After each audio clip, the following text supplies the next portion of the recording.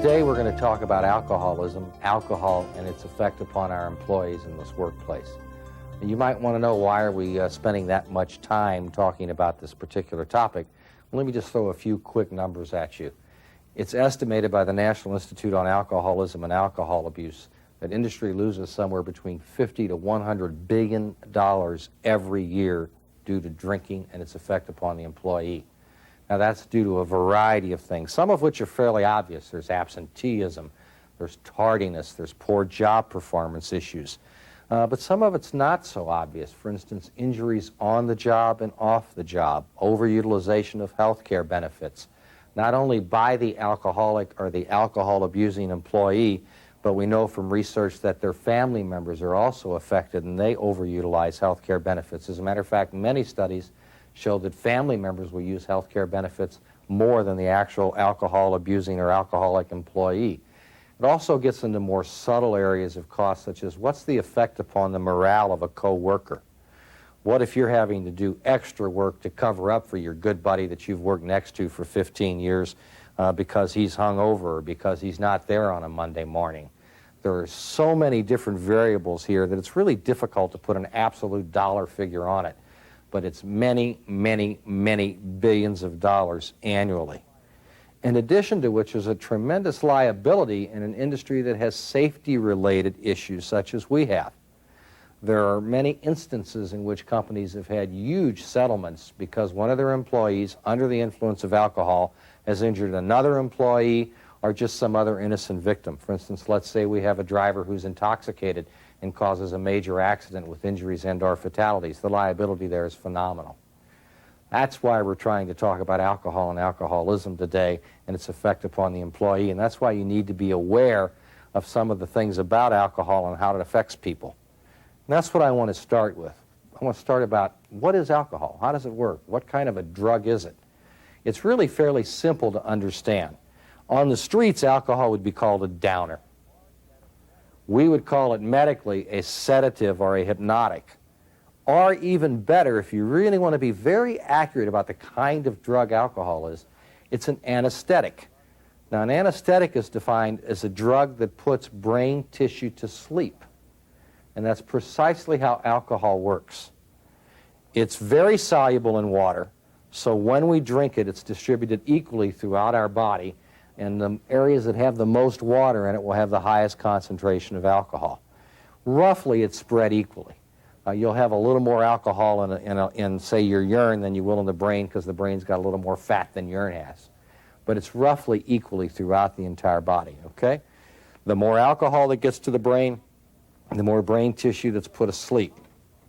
Now, it is theoretically possible to take enough alcohol into your body that you go into a coma, where a surgeon could operate on you and remove one of your organs. As a matter of fact, hard liquor has been used that way in the past before we had the modern anesthetics. It's also possible, and occasionally one can drink enough alcohol fast enough that you'll put the whole brain to sleep, and that's called dead.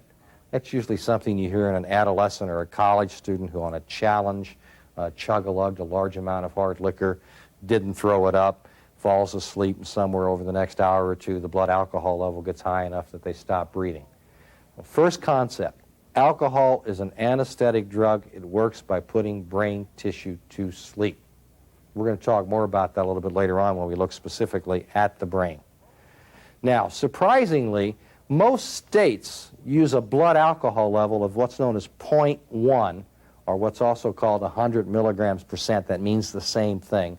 A 0.1 blood alcohol as being, quote, legally drunk. If you're out driving a motor vehicle, you're stopped, your blood alcohol or your breath alcohol test shows a 0.1 blood alcohol, you're illegally intoxicated. Now, what's interesting about that to me is that actually intoxication starts, if you want to measure intoxication as some kind of impairment, for lots of people intoxication starts at a much lower level. It actually starts at about a 0.02 rather than a 0.1. At 0.02, there are numerous studies which show that a significant percentage of people will have some level of impairment. And we'll talk about that a little bit further on down the line, too. But I think it's important to realize that a 0.02 blood alcohol level in, let's say, a 150-pound normal, healthy adult could easily be achieved with a couple of beers. We're not necessarily talking about ingesting large quantities here. There will be impairment in a significant number of people at 0.02. Now, how does that happen? How does alcohol create the impairment? Well, we've already defined it. It's an anesthetic.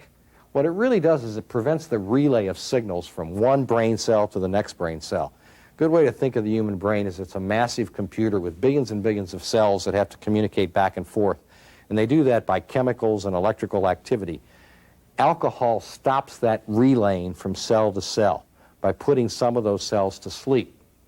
So it interferes with the transmission of cell signals back and forth. Now, despite the fact that a blood alcohol level of 0.02 can cause impairment in some people, when you compare alcohol to other substances of abuse, other drugs of abuse, if you compare it, let's say, to heroin, or if you compare it to cocaine, or you compare it to tranquilizing drugs like a Valium or a Xanax, it's about 1,000 times weaker than any of those drugs. Much weaker drug, so you have to take in a larger quantity of it to get the kinds of effects we're talking about. So I want to stress that it is a drug, but compared to the other drugs of abuse, it's a much, much weaker drug. That hasn't stopped many employees from drinking enough of it, however, to have problems on the job. Now that we've kind of talked about what alcohol is and how it works, I want to go into what it does to the human body. And I want to start off here, this model of the human body, with the brain.